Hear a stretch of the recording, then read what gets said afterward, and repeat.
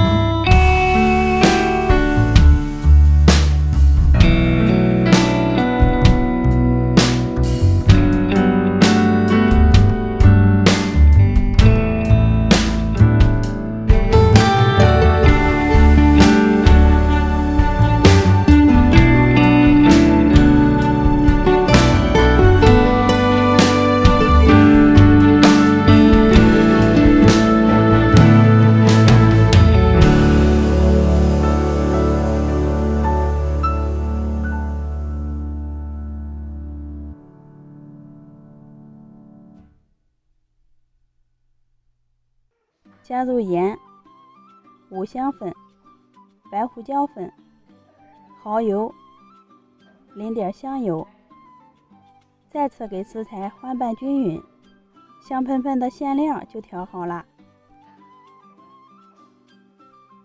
拿一个面剂轻轻的拉长，按压成一个薄面皮，在面皮的中间放上适量的馅料，把两边的面皮往中间对折，包裹住馅料，